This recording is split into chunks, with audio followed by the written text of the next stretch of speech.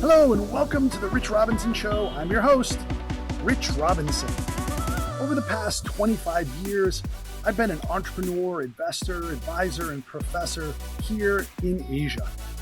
After nearly a quarter of a century in China, I'm now based here in Bali, Indonesia, the island of the gods. Asia is my home now. 60% of the world's population also lives here, but I would contend 80% of the world's dynamism and opportunity is right here in the region. On the show, you'll hear candid and fun conversations with some of my friends and colleagues, people I've met along my journey, entrepreneurs, operators, experts who will help you unlock actionable insights around the Asia region and the entrepreneurial agility that actually defines it. This first season, season 1 of the Rich Robinson Show, is titled At the Speed of China. Like, wait for it, at the speed of light. Things happen fast in China, and in this season 1, we're gonna take a deeper look at that. The rapid economic development over the past few decades, as well as the speed and cycles of innovation taking place all day, every day, right now. Let's go. Jiao!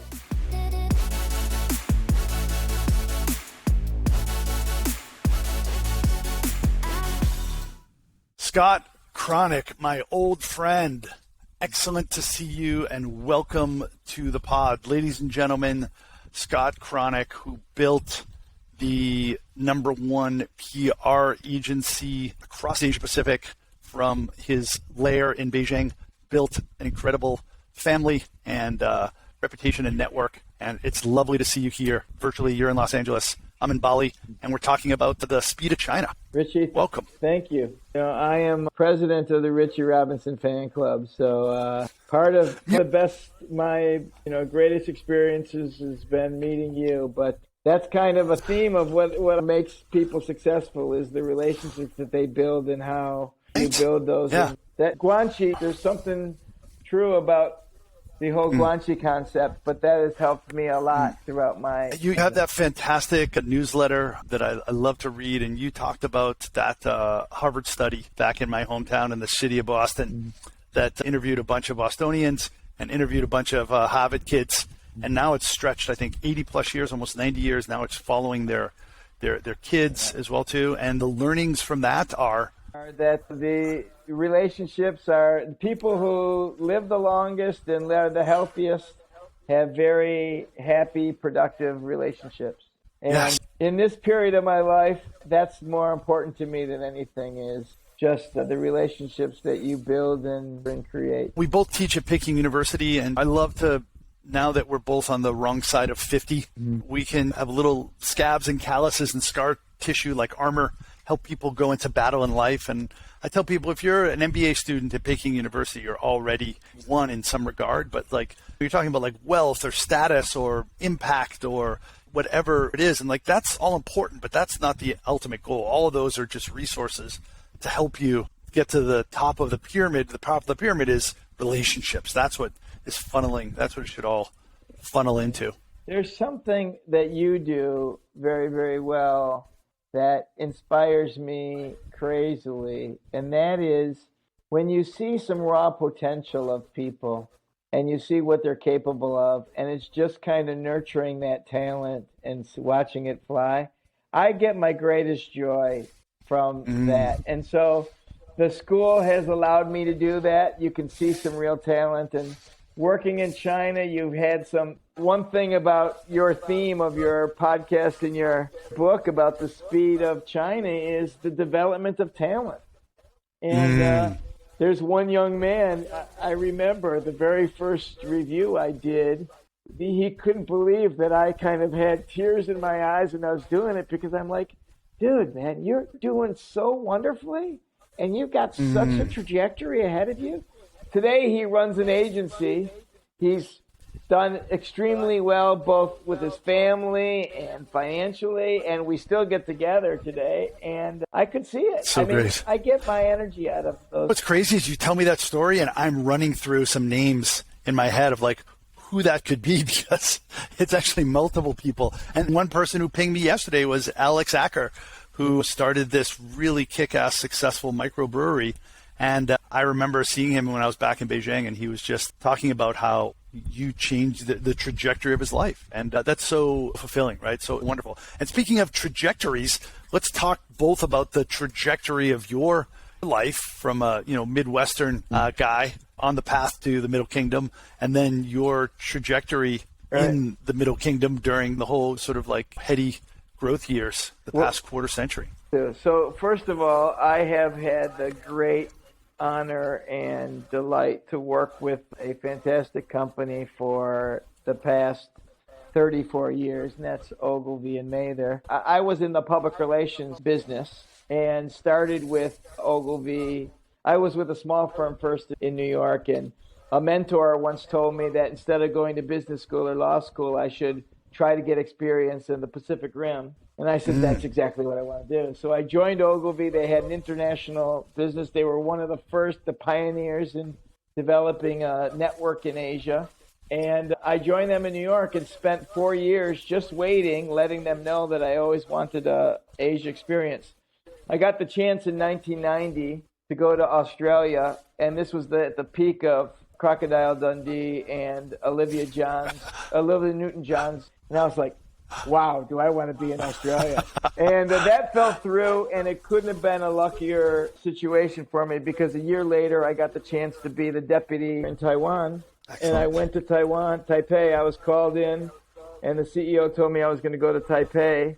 I said, that's exactly where I want to be. I ran back to my desk and looked up, and we didn't have the internet back then as much, so there was like the encyclopedia, where's Taipei? And it was Taiwan. And I said, I definitely want to be in Taiwan. And I moved to Taiwan, and ever since then, it's been an upward trajectory for me. I met my wife there. I've worked with some fantastic people, and couldn't have been a better choice. I spent 4 years in Taiwan, had a chance in 1995 to move to Beijing and open up Ogilvy Public Relations offices there. And that's where I've been since 1995. And with this last year, I'm serving now as a senior advisor to the firm, doing some of my own consulting and teaching and so forth, as you mentioned. That's great. Yeah, so you grew the China office, and then you took over the helm for Asia Pacific, and now you're a senior advisor for across Asia Pacific. So, I mean, what I think timing also is really important in life. They talk about how Steve Jobs and Bill Gates, like their age, they were like the perfect age to ride the wave of PCs. But you are also part of this like pre-China wave of going to Taiwan, because China wasn't quite as accessible in the 80s, early 90s. It was just starting to open up. But to basically get kind of a boot camp in Taiwan with the culture and the language and some of the cycles of learning there. And then you hit the ground in 95 when China really, the dragon, was like already been awake for quite a while, but was like riding its flying pigeon bicycle speed down the road. Well, people used to say Taiwan was a test market for China. Yeah, indeed. And in fact, when I went, there were some people. I took a course from Ken Dewaskin. He was at, I think, PwC at the time. His daughter was in Beijing working in public relations, Rachel. McGregor was in Taiwan. Jim McGregor was in Taiwan, and then he moved to China. So I reached out to him. He was like chairman of the American Chamber of Commerce, something. So there was a network of Taiwanese there that I had the chance to connect with and helped out a lot. My wife, I met my wife within my first year of being in Taiwan. And 4 years later, we were married, and she's always been very helpful. There was some expatriates from, or if you call them expatriates, from Taiwan that were in the Beijing business that helped out a lot. But I'll tell you, when you talk about timing and youth, I didn't know what I was doing. I mean, you've got this vision for things, and you're testing them out. And someone said to me, what are you going to do? You got the big job now. What are you going to do? And I'm like, well, I'm going to get some clients, get some people, and I'm going to be off to the races. And this one guy said, what's your talent strategy? What kind of business do you want to form? And so I had people that were probing and so forth, but they helped out a lot along the way. Yeah, sometimes just the vibrancy of youth can really just get you through, right? Back then, I could work 20-hour days easily. I was, and I loved every minute of it. I mean, they always say that, what is it? Do what you love and the money will follow. I loved every minute of what I was doing. And I had some really good people that put me into positions where I'm punching above my weight and I'm like making it up as I go. But I love those situations. But I'm glad that you admit that, Rebecca, because I think a lot of younger people, they don't understand that that's a lot of life is endeavoring to punch over your weight and just kind of making it up, like as they say in Chinese, like crossing the river by feeling the stones. Like there's rocks under there, you can't see them, and there's a rushing river, and you just have to kind of put your toe in, and every once in a while you go under and you have to swim back to the shore, but then you learn, okay, now I know where the rocks are until you get to the other side, right? The beauty about working in China like we do and when we did is there's so much optimism and there's so much confidence. And it's like everybody believes that it's not like somebody's done this before, I'm not going to do this or whatever. There's like a lot of energy and optimism, and people want to live better than their parents, and they can, if they find the right mojo, they can do that. Yeah, and there is that certain mojo, and that's really one of the core things of the book is that there are some things about the speed of China that you don't necessarily want to emulate, right? Working 70, 80 hours a week, like that's not necessarily something that can really be applied to other markets, but there is a mindset and there is this mojo and optimism and cooperative sort of attitude to really get things done that I think really can be learned from. And from a Westerner perspective, one of the greatest things I've enjoyed, you have to have a sense of humor, which you have a fantastic one, but you have to, because there is the contrast of old and new everywhere you go. It's like you'll be driving down the street and there's a BMW that passes by and there's some guy, I remember this driving, he had like a monkey in his bike basket or something, and they're like driving next to each other, and it's like, really? There's like these hutongs next to these fantastic buildings, and that's like one beauty of coming to China. You can just see, you can get a feel for the old and new, even the mentality of people, you know. Certainly, yeah. So, and sometimes it's completely odds with each other, and it's kind of so seemingly conflicting, but it works, right? Just like, and it's something where you just have to really kind of suspend your biases and your sort of assumptions, and then just, wow, I guess. Like one of the things like mobile payments, like, okay, it's the biggest country in the world, and it's by population and arguably the oldest, and they were the first ones to go cash, see you later. Like, we'll just do everything electronically, and it took a lot on the part of the populace to, accept that, right? And you'd think like, wow, that China would be like, just given its size and history, it would be number 20 in line, right? Instead of a half decade ahead of the rest of the world, right? Just the speed by which that's happened is amazing. That's why I have belief that when everybody has seen this, when China puts its mind to it, they can make it happen. I mean, take the adoption in the theme of your podcast and your book, take the adoption of cars. I mean, when you and I went to Beijing, everybody rode bicycles. There were no clogged streets. I mean, it's just 400,000 cars, I think, in the whole city. It was just, and then all of a sudden, poof! It takes an hour to get from A to B. So it just, I mean, when you tell people that it used to be a city of bikes and now, cars dominate the roads, it's emblematic of the theme of your book. I mean, here's the deal. Yeah. For the longest time, everybody would come in. This is natural human behavior. They size up China to like how it's alike and different from the United States or Europe. And everybody would compare China to, well, back here we don't do it this way, we do it that way. And Europe. And I used to say, can we change the lens by which we look at this? Why don't you look at how far China's come since 1979 to now versus comparing it to the U.S. and Europe or whatever? If you look at how much change has taken place over the course of that period of time, it gives you belief. And I've always felt like people like you and I have been I've always loved helping multinationals connect with Chinese companies because they have mutual interest. The multinational wants a little bit of to enter into China. The Chinese company wants to learn better practices. That took place for a while. We're looking at a new paradigm now. But that's one thing that's fueled my whole passion and desire is just the ability to help them connect. Now it's helping Chinese companies connect outside of, broaden their markets outside of, and what they have to offer. So more difficult now, but it's interesting. Yeah, I think that's going to be an increasingly common wave of Chinese companies, especially in the tech sector, being more present in other markets. I think up to now, you remember when there was, really no internet, when it was only academics and governmental workers in 95, 96. And then every year in the last quarter of a century, it's grown now to nearly 1 billion internet users. And there's going to be another 100 or so million that's going to be added, but most of them are not necessarily that attractive, right? It's people from the hinterlands for these internet players. So they're going to be more companies like TikTok, the most valuable startup in the world, headquartered in Beijing, are going to be expanding to the rest of Asia and Europe and US. We're going to see much more of that. And one of the purposes of the book is to raise awareness at how quickly things are happening in China, but also giving companies and entrepreneurs some tips about how they can, learn from it and best compete as well too. Like, tell me about some of the things that you've witnessed with some of your clients without giving away any secret sauce and how quickly things have evolved from kind of before and after.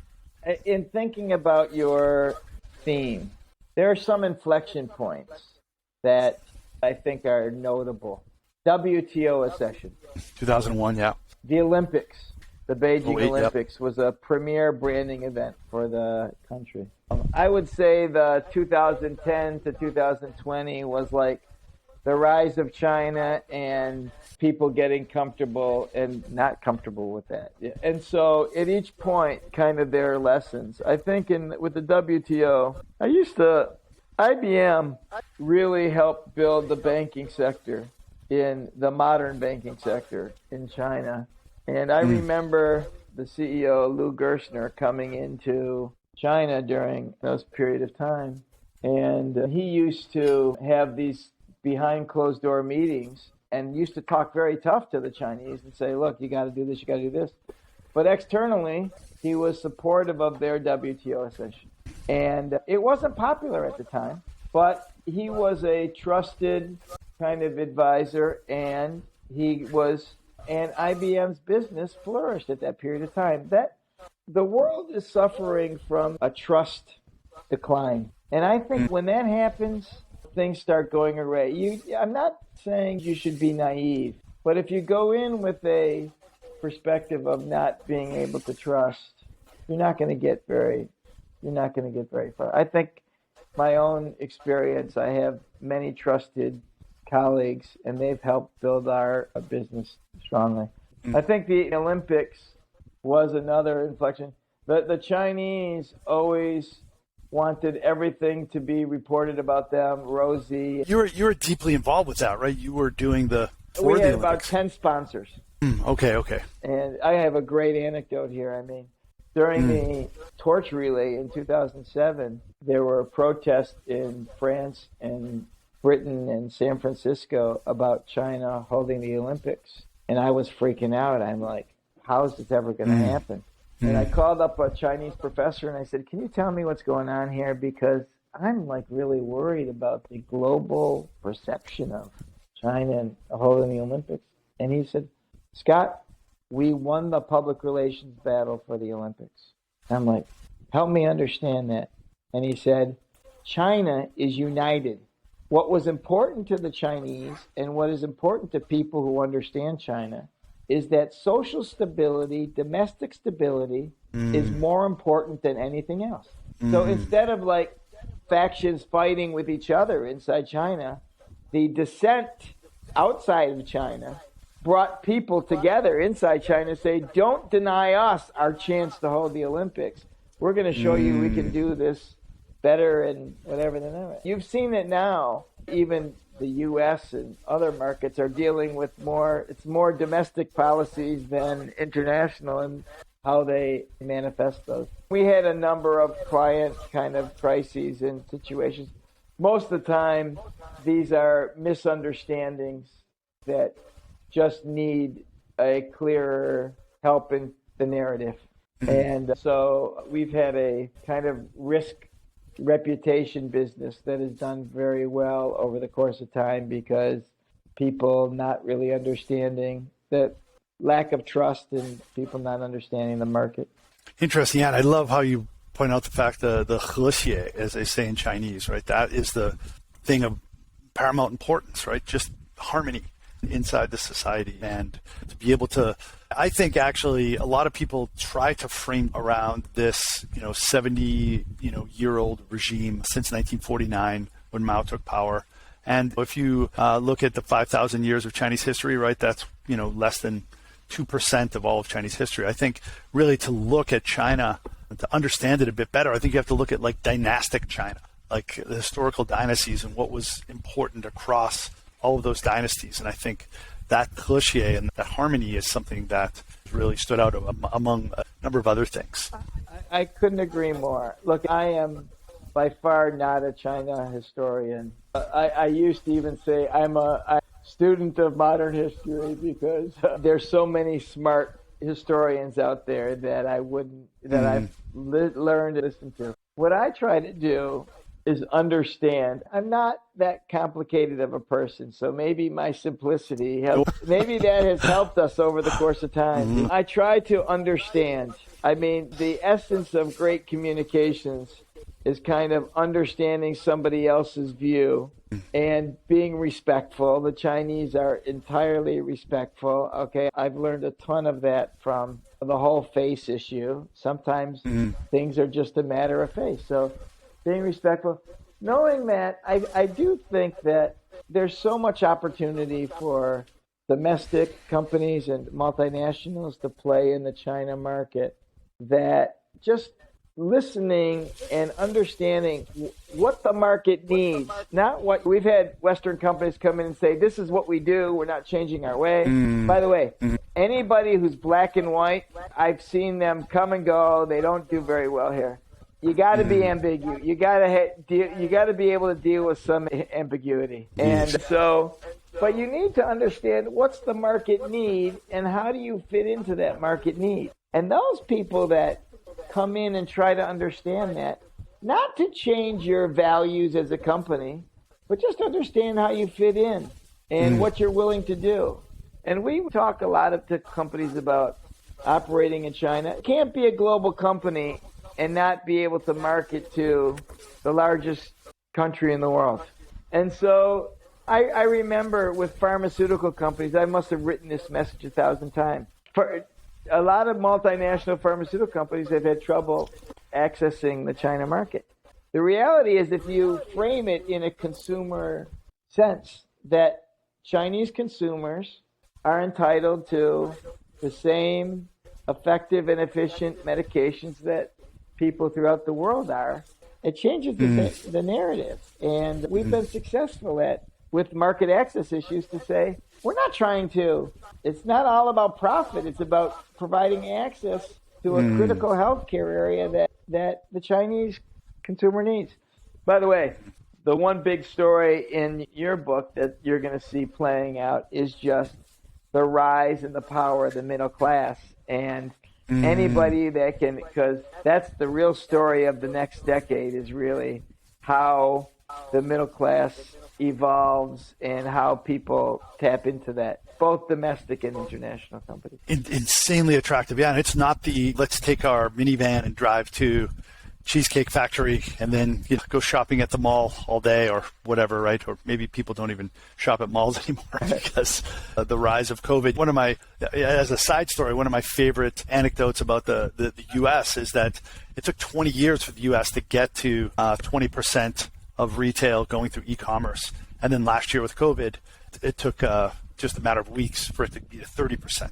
So it literally grew a decade within It was like an ultimate accelerant to COVID, I know. not necessarily a change agent so much as bringing it to the future. And you see a lot of the delivery methods and the e-commerce sort of offerings in the U.S. You look, you bring that to compare it to China, and you're like, wow, it's actually China's now a half decade ahead of the U.S. It used to be copy to China, but now it's copy from China, and I think there's a lot to be learned from that. And I think, that kind of incredibly dynamic and fast-growing e-commerce culture, I mean, there's many aspects. I think one is, yes, you need to provide things that are critical to people. If you really care about people, then you should care just as much about the 1.4 billion, Chinese people, right? But also, you want to be in business. You can't not be in China. Right. But then, this isn't a political podcast or a political book, but you can't not engage with China. Like, the way forward is engagement. Well, to being at the table, dynamic. Just to even share, you can disagree, but you got to be at the table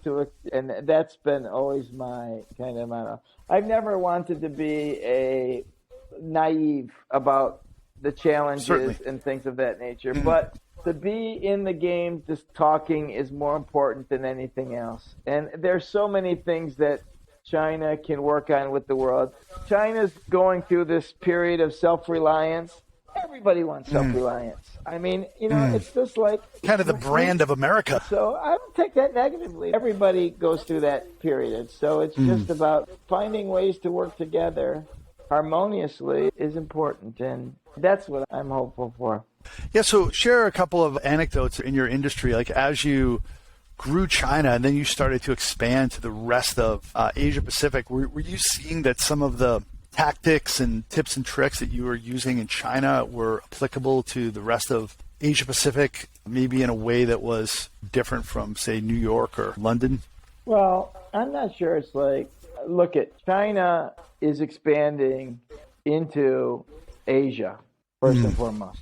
So we have, in my capacity of running Ogilvy PR in Asia Pacific, I can't tell you how many times I got an email from Indonesia to say, can you send some of your Chinese staff to help us work and land these Chinese companies in Indonesia? Same thing in Vietnam now. We're actually betting on Vietnam. We set up a China outbound business in New York. Actually, I'll tell you what I did. My boss, who I think Chris Graves, great guy, came from Asia, and he was the global CEO for Ogilvy PR that I was reporting into him. And Miles Young was the CEO of Ogilvy, who was also the CEO of Ogilvy Asia Pacific beforehand. And Miles is one of those China historians that knew everything about China. And every single Chinese delegation knew of Ogilvy because Ogilvy's very famous in the branding side, and everybody who wanted to create a global brand would come to Ogilvy. And there's so many delegations going into New York that every week Chris and everybody was setting up welcoming dinners and briefings on how to enter the U.S. market and so forth. We actually helped Lenovo in a lot of the early branding and the communications when they did their deal with buying the IBM's PC business. And I said to him, I'm going to do you one better. I had one of my staff come to me, said he wanted to move to New York. I said, we're going to set up a global China business, put a Chinese staffer inside. This young guy went to Harvard's Kennedy School, and we'll put him in the New York office, and he'll be the recipient of all these delegations. I'll take this off of you. But we tried to do that, to be the concierge for Chinese companies that want to go global. And that practice still continues. And I work very closely with that practice in helping. It's not only being a concierge for U.S. companies that don't have established China businesses, because most of those businesses can just work through our China office, but also Chinese companies that are coming into the U.S. and just helping them. Love it. Yeah, increasingly so. Yeah, I've taught a course at Tsinghua before about some of the mistakes that U.S. have made coming into the China market. And what are some of the things that you've experienced with U.S. companies coming into China and Chinese companies coming into the U.S. that are mistakes that can be avoided? I think that the one critical, you need to understand, you need to test. You don't go hog wild and try to do the whole country at once. You need to segment. You need to understand who you're selling to, and you need to understand what drives them, and pick a geography to begin with. Be very focused and learn. I mean, just don't start with trying to do 10 things. Do 1 or 2 things really, really well. I remember we had a payment card that was coming in, and these guys told me that there are, at the time, 1.3 billion people wear 2.6 billion mittens, and we're going after the whole market. And so I just feel like that kind of naivety gets you. The other thing is, we used to have a saying that a brand is not successful until the local market tells you so. McDonald's won't be McDonald's unless the local market says, we welcome McDonald's, we want to eat your Big Mac that tastes the same as anywhere else in the world or whatever. But a brand is not successful unless you invest in it. Actually, I remember a conversation one of the Lenovo product heads had with one of our staff, and they took apart the IBM PCs, and they said, we're doing this, we make the same PCs as this company does. How come they can sell it 2 times the price premium that we sell it? And it's because IBM had invested so much in the brand. And so I just think you got to be focused in what you're trying to do. China can be a very expensive market. Just test the market. It's hard to do China from outside of China. So you got to be there and get a feel for the marketplace, but focus would be my recommendation. That's great. And I love how you talk about, look at China since 79, since real opening, and what's happened over the last 40 plus years, and sort of judge it on that criteria. And I think there's a chart that I'm going to include in the book, and it shows U.S. since 1900 to present day, and China from 1979 to present day. And it's really kind of like almost a 4-to-1 ratio, a 3.9 to 1 ratio, and like what's happened in terms of the trajectory and the growth. And it's something that could maybe take 4 years in the U.S. can be done in a year in China in terms of projects, but also just China speed. And I think maybe 20 years in the U.S. is half decade in China. That the cycles of innovation and pace are just so much faster. And we've seen some changes inside the industry in China. And like, what was it like in '95 when you first got there, and what's happening with the China office now in terms of PR and how things are pushed out to the public? It was the public relations industry was a nascent industry back in '95. There are a couple of people that were in the market that I have great respect for: Serge Dumont, Scott Seligman. I don't know if you remember Scott Seligman. Sure. Curtis Chin. Yeah. There's a guy by the name of Steve Drake. There were a bunch of early people. Diane Terry, who helped me out a lot. The late Diane Terry. But, so back in the day, if I may interrupt, like Serge Dumont, as I understand, he lived in the Summer Palace. I don't know if you ever. It said his address was Summer Palace. Serge knew how to cultivate relationships. He had a firm that he sold to one of my competitors. But the Western companies were all welcoming. We came together. There was a huge market, enough business for everybody. And we came together to talk about how to shape, operate in the market, and so forth. There were a couple local firms, but not a lot. Over the course of time, a lot more local firms have evolved, and it's gotten more sophisticated. Back then, having everybody you hired for attitude, trained for skill. We would just hire for someone that was great. Not a lot of people came in with a lot of great experience, and you would train them. And I preferred that. I preferred bringing in people that didn't come with other cultures that they wanted to. That's what they wanted to do. We created our own kind of culture. But I would say talent in the speed of China, talent before, anybody who thinks China is a cheap talent market is it's no longer true. It hasn't been true for a while. Yeah, so, I mean, you have to pay for talent. The biggest arguments we used to have was with our finance department, and just said, how come everybody always needs 100% increase? So everything was like that. I mean, you and I lived through, you talked about, all I could think of the e-commerce craze. We went to sleep and we woke up, and all of a sudden there are all these motor scooters on the street delivering stuff. It was like overnight. It's like we went to sleep, and all of a sudden, WeChat Pay and Alipay did away. I'm embarrassed to carry cash in China because they think I'm old. It's like nobody takes cash. So good on Alibaba, Tencent, and how they've developed that. But they're like those types of behavior changes. If you were to tell me 10 years ago, 15 years ago, that someday nobody's going to use cash, I'd say bullshit. But I think you've got to hand it to the Chinese tech community and how innovative they've become. There were always these debates on kind of Chinese creativity and how creative the Chinese were. And 20 years later, they're going to come back and there's going to be 1,000 payments. So there's going to be like, this is how the world was changed from. I think you have the regulatory environment. Everybody uses gunpowder and the printing press for the betterment of humankind. That's a growth area because that's not only a necessity in the West, but it needs to be a necessity in China as well. Yeah, indeed. I think this whole pace of like this 4-to-1 ratio kind of took the West by surprise in a way. China is a copycat culture, and there's air cover from Big Brother, and that's why we can't be successful in there, but local companies can. And if you pull those threads, there's some truth to them, but the real truth that I have lived and breathed, and you've lived and breathed, is that it's absolutely gladiatorily competitive, and there's true innovation.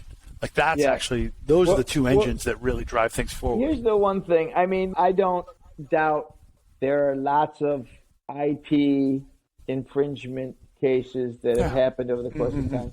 I get a little exercised when someone that's never been to China gets on television and talks about the IP environment, because they don't know that Chinese companies are suing Chinese companies now, and that's providing a healthier IP environment. I was told by a friend that a large percentage of the cases of Westerners suing Chinese for IP infringements in China have been decided for the Western companies. So I just feel like it's on there and just says, oh, they steal everything we have. It's just like, well, that could have been a narrative back 10 years ago, but I'm not sure it exists now. I'm not saying that I'm not naive and that doesn't happen, but I just feel like it's a blanket statement that people use. Yeah, there's straight up espionage politically and commercially, but I mean, those things, that's not the topic of discussion today, and that certainly happens on all sides, not to justify it at all, but copying, like, of course, copying happens, but what's happening now is that there's a lot of copying from China. I think that's actually what's happening, and like, it's not so much that a creativity issue, it's more of a stage of the market. I think back in the day, the Brits stole the quote-unquote technology for porcelain or for tea curing, and then the U.S. back in the early days took books in German, French, and English and took technology around the Industrial Revolution. Like, it's just a stage of the market. And China, of course, copied liberally. We're the eBay of China. We're the Facebook of China. We're the Twitter of China. And then I think probably about 5, 6, 7 years ago, it started to be more difficult to go on a roadshow because you were like, you are the of China. And it's like, I talked to the CEO of YY.com doing live streaming, and he's like, there is no real equivalent in the U.S., but the company has gone on to do really amazing things. And I think my thesis now is that there's 4 billion people, say, on the internet, and 8 billion people in the world will probably tap out at 10 or 12 billion. So there's going to be another 4 billion people getting on the internet in the next, decade or so. Latin America, Asia, Africa. Who's going to mop that up? Is it going to be Silicon Valley?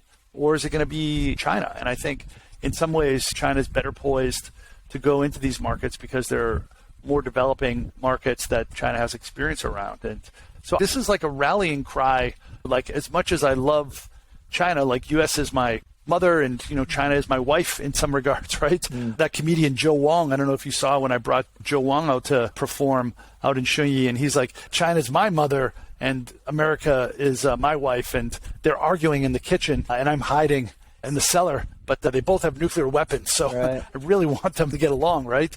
And so I want there to be understanding and engagement, but I also want this to be kind of like a Sputnik, right? When we saw that Russian rocket launch, and we thought, we're going up there too, like we're going to compete. And I think there's a lot that the West can learn, right? Even if you don't like my beloved New England Patriots, especially during the Brady dynasty, you couldn't be like, yeah, I'm not even going to watch that tape. I don't even want to watch those guys play. It's like, what? There's so much to be learned from Belichick and Brady, even if you don't like them, right? So it doesn't have to be all confrontation. I mean, I think you and I share a passion for cross-cultural communication and engagement. And you've done it with your comedy and your humor, and I thought you provided a lot of us throughout our formative years with a lot of great comedy. But that was from the professionals, not from me. My job was to get up there and make them look. Cameo at the beginning. But that was my job, was to get up and make them look just that much better when in comparison you come to me. You and I are going to do an open mic night together. Let's do it. I did an open mic night at the Comedy Store in 1988, so I'm due for another. But my family tells me that I think I'm a lot more funny than I am. So, and I only laugh at my own jokes. So. I love your book. Right. All the anecdotes and confusion about China. There's endless jokes about that. That will be my material. Actually, I start talking about the relationship with my wife, and I always ask her if she wants to spoon, and she said she'd rather like to chopstick with me. Excellent. That's great. I love it. I talk about how I lived 4 years in Hong Kong, and I studied Chinese the whole time I was there. Then I moved to China, and I had a phone call with a Chinese businessman, use my Chinese name, speak all in Chinese, and we meet in person. And he's shocked that I'm this foreign businessman because he said on the phone, I sounded just like a Chinese 5-year-old. Right. Which, right? Isn't that a great compliment? I've been studying for 4 years. I sound like a 5-year-old. Right. And those Chinese kids are really smart. And I'm a year ahead of them. So thank you. Good night. I sat on a plane once. I went back and some guy was on his phone and said, oh. So most people don't know that you had the baby pig. Yeah, that pig for till it got full grown, till it was about 2.5 years, and we had it from 1 kilo to 84 kilos. It started to outweigh me, right? And it lived with us. So here's a crazy story. Like Peng Shiyi, who is the real estate mogul of China, his first development in China was called Shendaicheng. In Dawanglu. Yep. And we lived on the bottom floor, which had an outside patio, and he lived in the penthouse. And then he look out his window and he'd see this pig out in the patio, and you'd think that, like, wait a second, the guy who's the biggest real estate developer on his way to be, he would just say, what is that filthy animal doing there? No way. It's actually a symbol of luck, right? Like the symbol for jia, for family in Chinese, has the pig in it, right? Because the pig was like under the house and you would just throw all the scraps underneath there, right? So he opened up Jianwai Soho, and he asked the pig to join him on stage. And his staff came and helped us bathe the pig and like got him in a special truck and took the pig to there and put a bow on her head. And he was up on stage with Zoe the pig. The pig was wildly intelligent, but all business. So we had to get rid of it because it tried to attack our oldest son when he was eating ice cream. So anyway. No, but people like Zhang Xing and Pan Shiri, Jack Ma, they're all part of that theme of China at China Speed, because back then that was just the formative years. I mean, my kids went to elementary school with Panchuri and Zhangxing's kids, but I remember Jack talking to us about a potential listing someday, and he was talking to Porter at the time, and I was like, Porter? Yeah, because you had Porter Erisman who worked for you, and then he went and ran comms for Jack and wrote that amazing book and made that documentary, Crocodile in the Yangtze. Yeah. So, I mean, but we used to talk. We used to joke and say, there weren't a lot of local companies that could take away not only our Western staff, but domestic staff too. But Jack had that gift of vision. Amazing. And, so charismatic. I remember the very first time that I met him, it was 1999 in Hong Kong. And he just closed money from Goldman Sachs. And he came to Hong Kong. And funnily enough, it was a reporter from the South China Morning Post, which he now owns. And I organized an event with my friend John Hakim. It was called I and I, and we had Jack come and speak. And there was 380 people there. And I had brought an old school guy, I wish I could remember his name, from Leo Burnett Advertising. I love the guy. School of Hog Knocks, mate. He was an advertising guy, copyright guy his whole life. Never went to college, but he was an advertising guy in his blood. And he was in his early 60s, and he came to see Jack speak. And somebody from SCMP, what about revenues? And Jack looked at him and then scurried the other side of the audience and then pointed at that guy and said, revenues? And then he ran over back to the guy and he said, we're running too fast to care about revenues. Right. And this advertising guy that I knew slammed his drink down and splashed it and said, charlatan. And then he left. And then I think Jack then became the richest man in China. But anyway, and now he owns the SCMP. But I think back then in the dot-com boom days, it was heady times and a little bit different. But you could taste in the back of your teeth the charisma of Jack, right? This is one thing I learned, and I don't by any means think that we operate at the speed of China. I mean, I'm like a little bit too conservative for that, unfortunately, because I have a risk adversity I want to make sure it's successful. But what we would do, everybody would joke about my business plan every year, because my business plan would be, I'm going to do the same thing I did, but a little bit better, and I'm going to do one other thing to explore.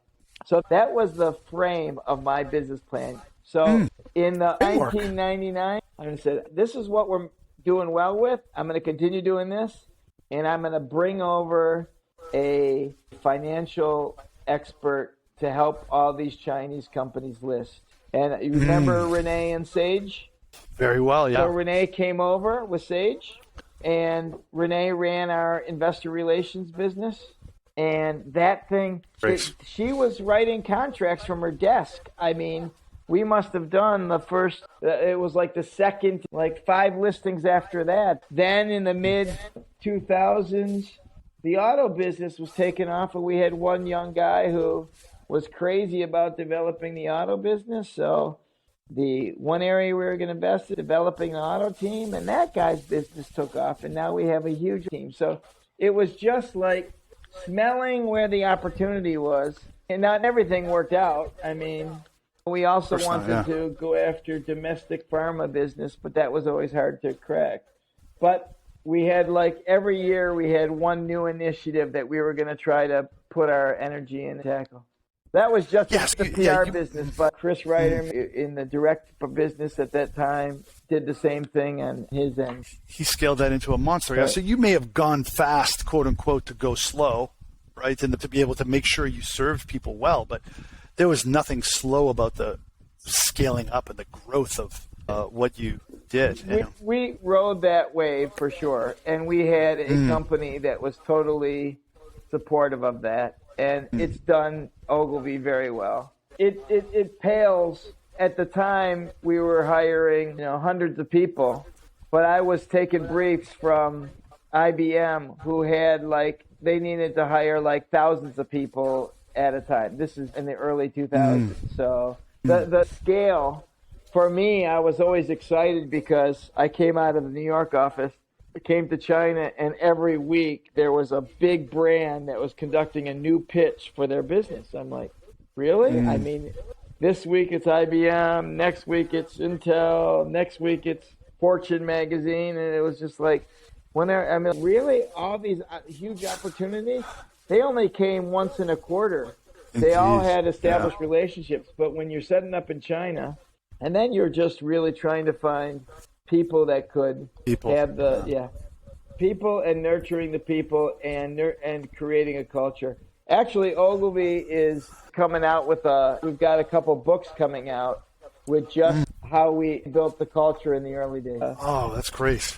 Yeah, and your Ogilvy China Mafia have gone on to do amazing things. Like you talked about mid-90s, how you basically had to take raw clay and mold it. But I think now there's really this sort of senior group that's graduated from there. But also now I think what's happening in China is that there's a lot more entrepreneurial activity and a lot more savvy and sophisticated executives as well too. Can you talk a little bit about that? What you see compared to maybe Western companies, Chinese execs? Here's the one piece of advice I'm going to give that I think is worth $1 million.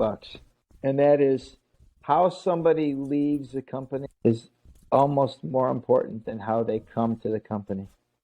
Great. We celebrated yes. that half of our clients are former Ogilvy people because when they leave, McKinsey is famous for doing this. McKinsey, it's funny you say that. That's what I was going to say. Under Marvin Bauer at the time, they write about this, but every McKinsey client was a former McKinsey partner or something like that at one moment in time.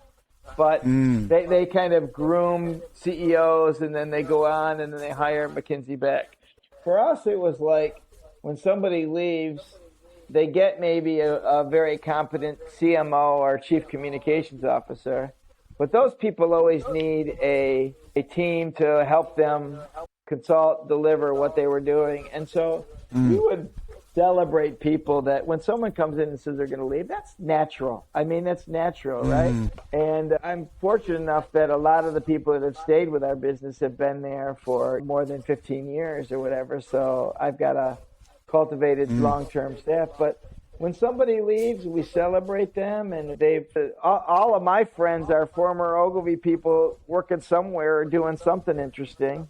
And but that's helped us always build greater pipeline of opportunities. They go out, they say, oh, Ogilvy's really good at that, or they have this, whatever. So actually, I learned that from TV Song, my boss for many years. I mean, he's one of the, when you say the Taiwan, the Ogilvy, but he's been my boss forever.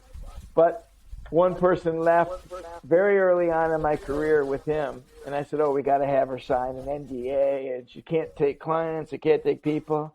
And he said, we don't do things that way. He said, you let her go. There are naturally going to be some competitive issues, but that's not the way we do things.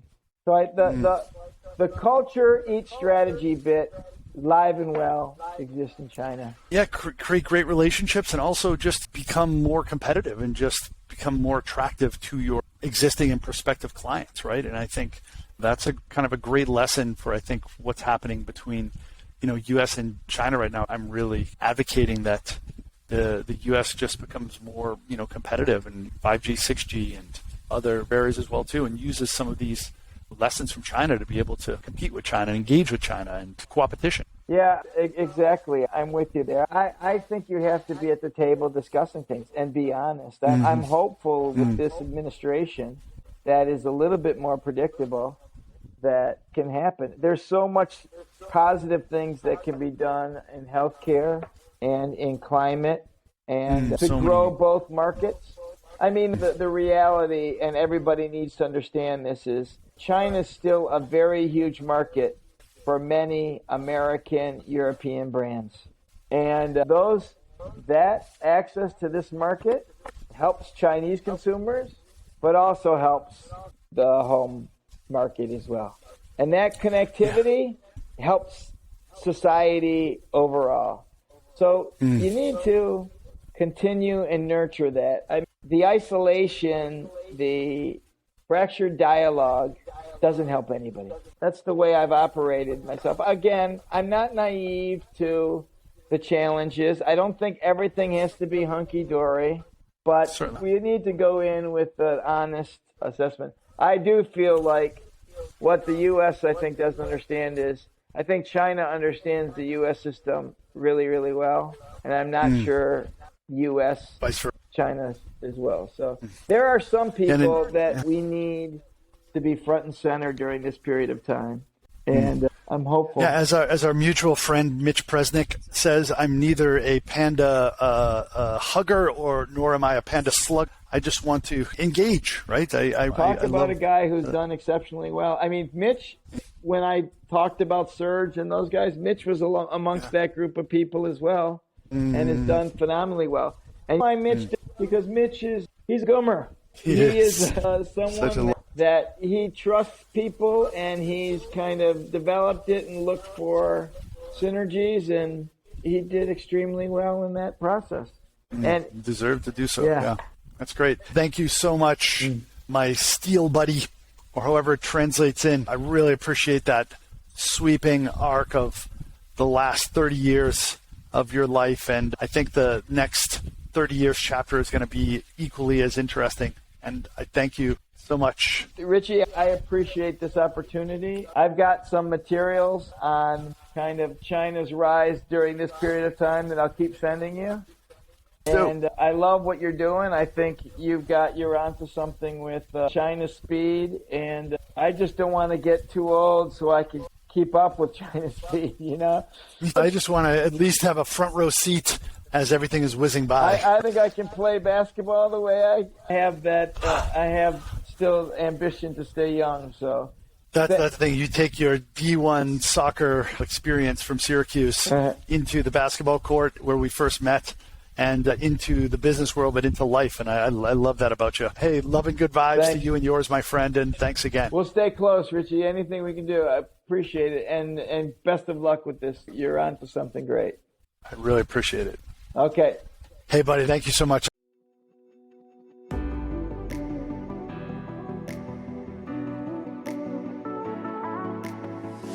That's a wrap. Thanks for listening to this episode of The Rich Robinson Show, Season 1 at the Speed of China. Visit therichrobinson.com/show to smash that subscribe button. Please also go to iTunes or whatever platform of choice, rate and comment. And until next time, thank you very much. 再见. 谢谢.